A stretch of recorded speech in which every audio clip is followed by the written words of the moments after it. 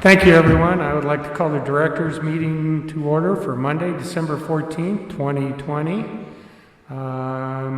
We had our amendments, adjustments to the agenda. Madam Clerk. Well, jumping back to minutes, I'm sorry, Richard. Yes. You know, I made a correction in the minutes, and it was important to note when we said support person that it was further clarified to include someone's attorney, someone's interpreter, someone's civil engineer, someone's architect, and that was clarified in the minutes.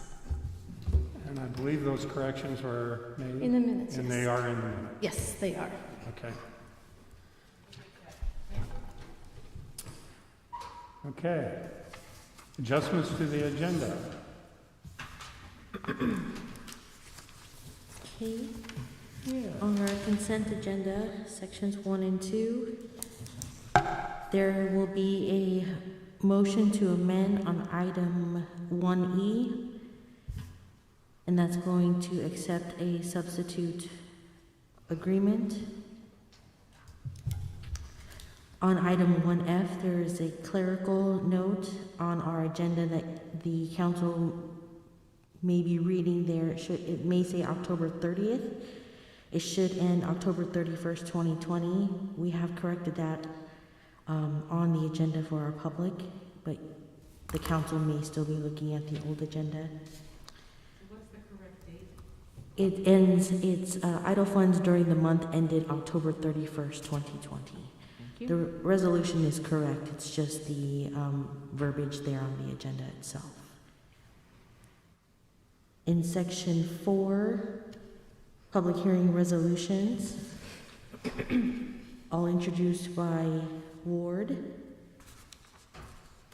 Section 5, public hearing ordinances and second reading and related resolutions. I confirmed with city attorney and also personnel, I'll be calling items 5A and 5B together. Items 5C, D, and E together. Items 5F and 5G together. And on item 5F, there's a clerical error as well. On the last line of that verbiage on the agenda, it should read 2.76.385 as hereto existing. That has also been corrected for our public's agenda. And item 5J through 5L, I'll read together as well. Section 6, ordinances third reading and related resolutions. That item itself was a tabled item, so I will need a motion to call that back on the agenda. And there also will be a motion to accept a substitute ordinance, a motion number 1 and a number 2 as well on that item. So one off table and then 2 motions, Correct, 2 amendments? correct. Okay. And resolutions, first readings are items 7A through 7K.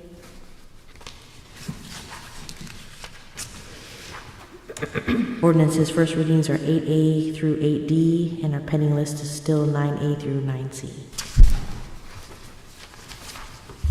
Okay. Any other thoughts?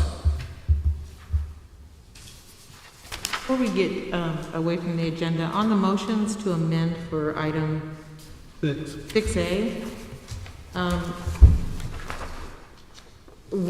can someone highlight where the changes are? That'd be city law that has those. 6A, the keynote, And there's 2 amendments? 1 amendment. 2. 2 amendments. She just said 2. So I'm just trying to, since we're looking at them for the first time, just tell me where the changes are so I can. So I don't have it in front of me, but it should be the last highlighted section, I think, when it talks about on duty.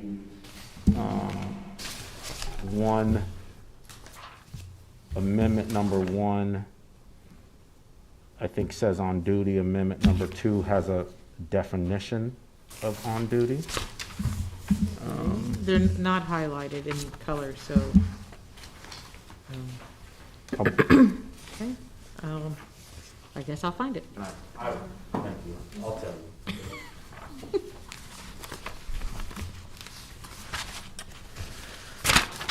Should be, yeah, the last page C, on page 4.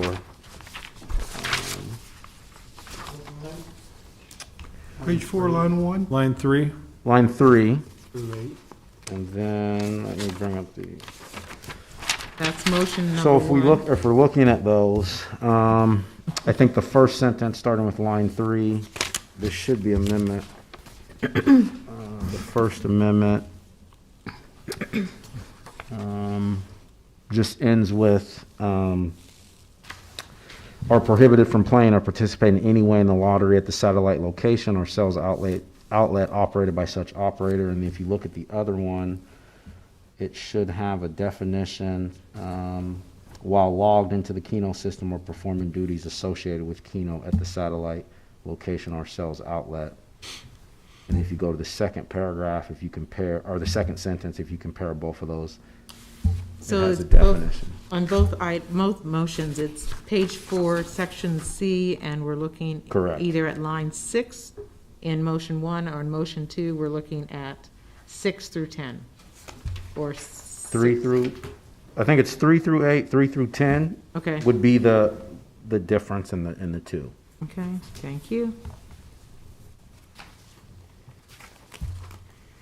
So this is one or the other, this is not both.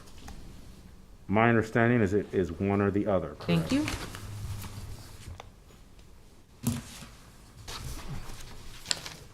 Okay, I see what you're, yeah. That was nice. Amend I it. do have one other thing to We bring do up. both of them?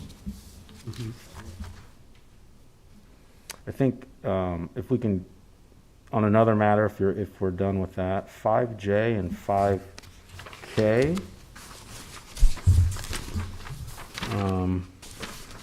It is my understanding that there is a request to vote on 5J and 5K today. Those are resolutions, so it will be second reading, public hearing. I think they're just delayed because they're attached to the L, which is the ordinance. I think the request is from the developer. Mr. Marvin's here as well, if there's any other questions about that. But it's my understanding that is a request from the developer. So we don't need any suspension of rules because they're Correct. resolutions. Absolutely. So we're good. Yeah, you just need someone to motion to vote. So though they are being called together, we can pull them apart for the vote, J and K as resolutions without amending, changing our rules, and then L holds until next week. Correct. Thank you.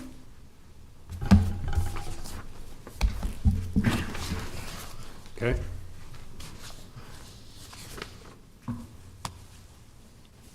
Anything else on the agenda? I have a question. Yes. Since we are voting on 5J and 5K, we will wait to have the public hearing on that first and then call the vote on those two items after the end of the public hearing for our ordinance's second reading? Is that correct? Okay, thank you. So we'll have the public hearing on 5J also, and then vote. Right. We wait till the end of public hearing, Wait until the end. second ordinances. Okay, And then we'll move to L, we'll move L, we'll not move it, we'll listen to L right. after the vote and before third reading. We can wait till all the hearing is done Okay, We and can then listen, vote on J. Bell and then vote at the end. thank you. Okay. I think that'd be the easiest. Yep. Good call, Sony. Anything else? Okay, thank you, Madam Clerk. Do we have anything from the mayor's office that they want to talk about at this time? Okay. Director Lopez.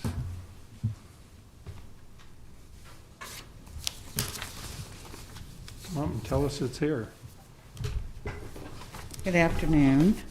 I just want to give you a few updates on our cases and talk about vaccine a little bit. We have a total number of cases at 20,043. We were up 281 additional cases yesterday. But the total number of cases reported last week ending on the 12th is 1,432, which is the first time we've seen a declining total in our weekly case counts for 5 weeks, in the last 5 weeks. So I'm really feel good about that, and that's what we want to see continue. Our previous highest weekly total was a week earlier at 2116 cases in the week ending 12/5.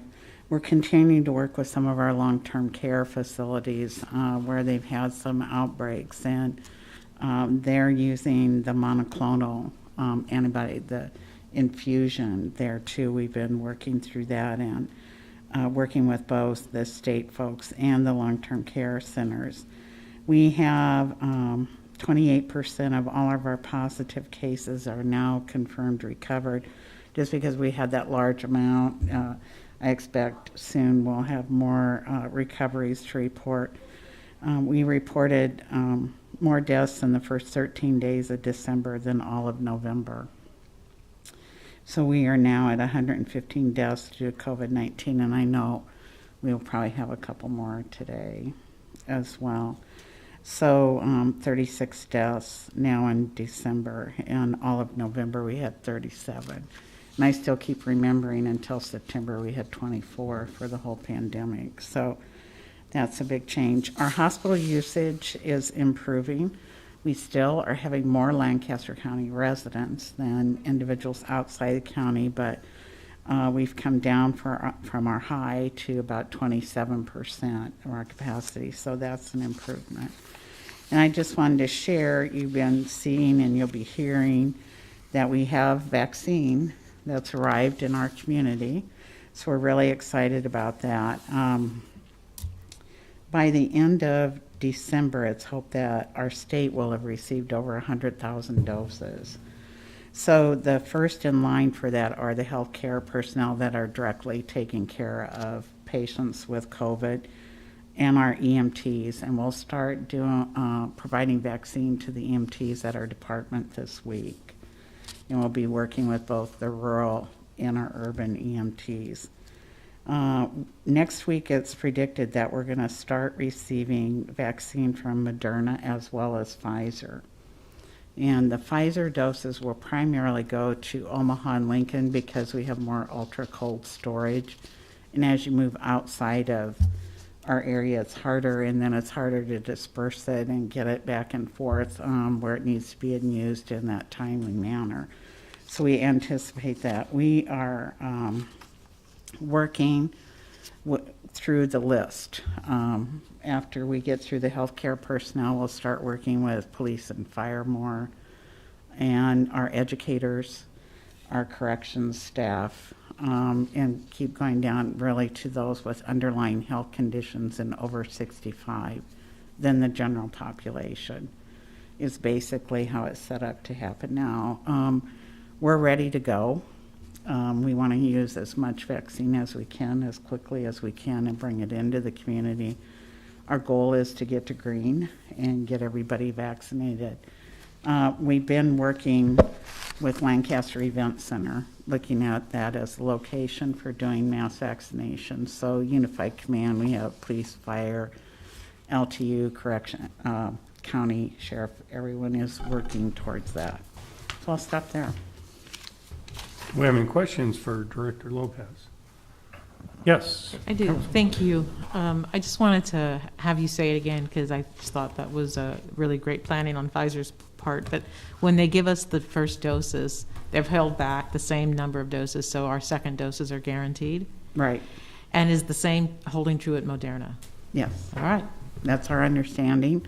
So it's going to go that way, but there's, as you can imagine, there's a tremendous amount of, we've had to work through how do we get people notified back, and IT solutions to get people in. And so we're really excited to have the vaccine, and I think everybody should feel really hopeful, because that's how we're going to really move forward in a quick way.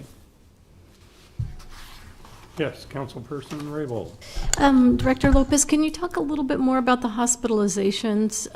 You said that they have declined, so I'm guessing our hospital personnel are still truly exhausted and taxed, but is this a little bit of a break, or could you tell us a little bit more? No, our intensive care units are still pretty full. We have several individuals in intensive care that may no longer be COVID positive, but they're ventilator dependent in the intensive care unit. So that's one of the things that still remains a concern, and some of the individuals are sicker than previously. But the number drop down is really encouraging. And can you tell us a little bit, what is the average hospital stay for a COVID patient? I think the last time I asked that, and it's been probably over a month, was about 2 weeks, but some of these individuals are longer than 21 days now. Okay, thank you. Okay, thank you. Break? Hmm? Take a break? Yeah, anything else for the directors' meeting at this point? Okay, we'll stand adjourned until 3 o'clock for our meeting. Thank you.